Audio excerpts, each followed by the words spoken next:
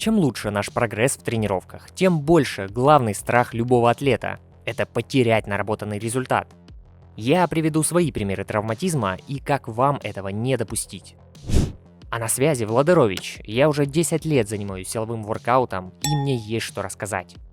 Есть отличные комплексы упражнений для укрепления самых уязвимых мест. Это плечи, локти, поясница, шея и другие части.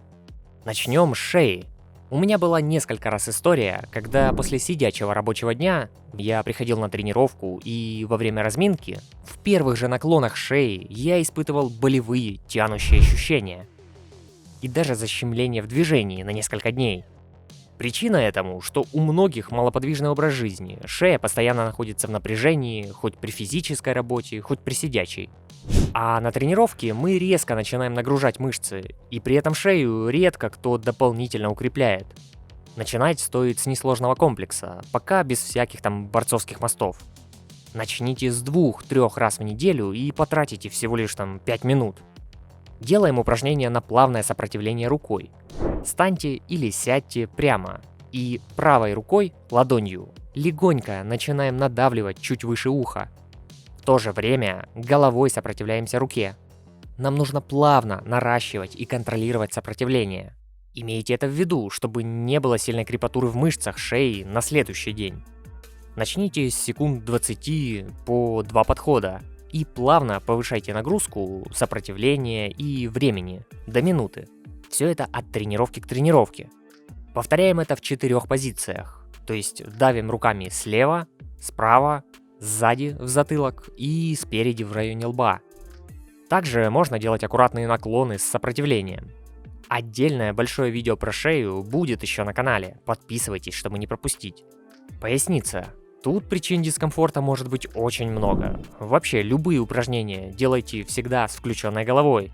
То есть думайте, а подойдет ли это в вашем случае и разрешает ли врач. С поясницей у меня была такая история.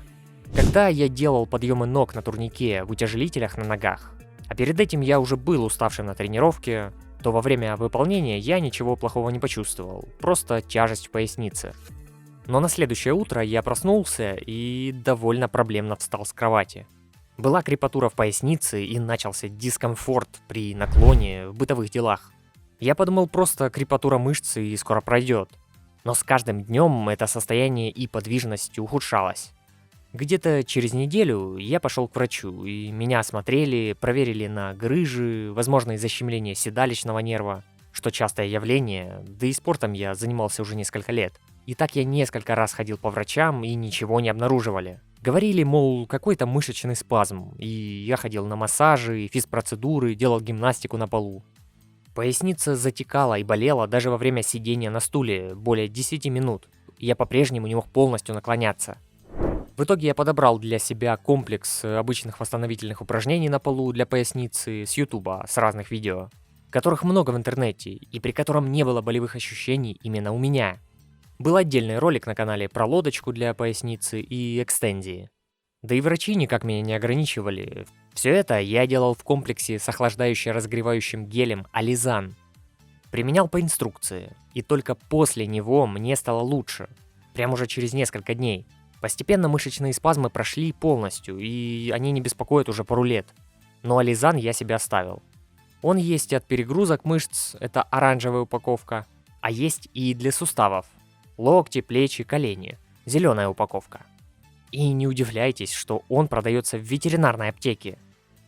Я говорил с врачами, спортсменами и спортивными гимнастами. Это все у них используется. Поясницу я не мог восстановить целых 4 месяца. И после этого всего стало лучше. Теперь переходим к профилактике и проблемам в области локтей. К слову, напомню, мой стаж силовых тренировок с 2011 года. Пишите мне в личные сообщения за помощью с индивидуальной программой тренировок и питания. Читайте десятки довольных отзывов на моем сайте. А также за символическую поддержку донатом на удобную сумму отправлю вам свою книгу. Там ошибки в тренировках, рацион питания и большой материал по увеличению подтягиваний. Ссылки в закрепленном комментарии под видео. По поводу локтей. Тут была история во время выполнения статических элементов. Я каждый день тренировал передний вис на турнике в течение около месяца. И постепенно появлялся и усиливался дискомфорт в локте.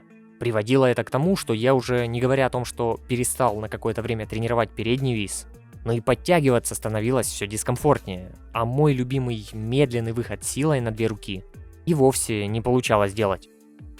В итоге, где-то в течение 2 месяцев я полноценно не мог согнуть руку в упражнениях на бицепс.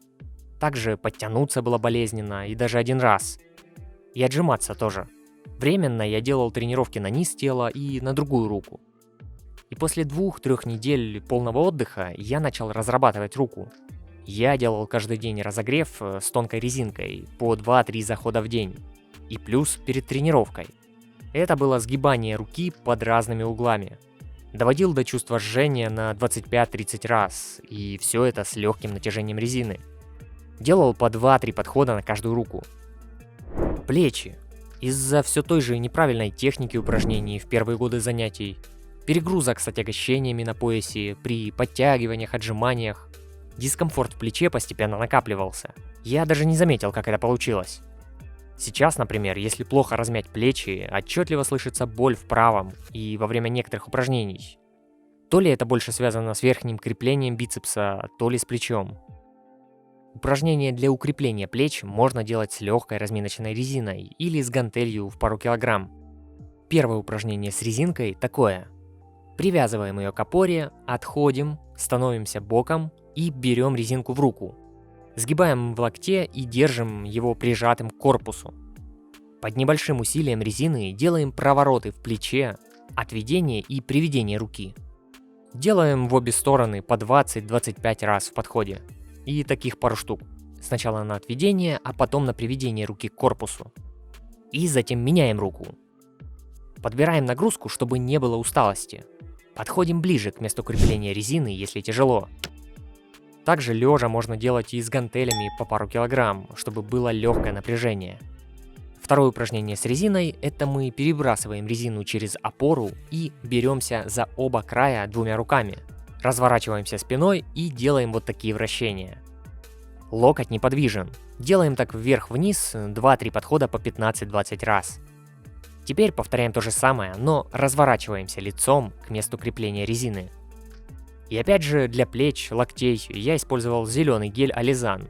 И сейчас тоже использую, когда в моменты тяжелой тренировки для профилактики или если возвращаюсь к тренировкам после перерыва. Растяжка тоже помогает, про это будет отдельный выпуск. Статика в висе на турнике на согнутых руках, в отжиманиях от пола на брусьях, статика в полуприседе и самосопротивление рук с полотенцем. Это все подойдет для укрепления сухожилий, когда у вас уже нет дискомфорта. Упражнения я привел в отдельном видео про укрепление сухожилий, тоже посмотрите. Общий комплекс упражнений для укрепления каждого слабого места и важные дополнения к сюжету я отдельно размещу в телеграм-канале Владарович, ссылка в закрепленном комментарии. Кстати, какие травмы были у вас и как вы восстанавливались? Поможем друг другу, делитесь опытом в комментариях, но помните, что все индивидуально и не подойдет каждому.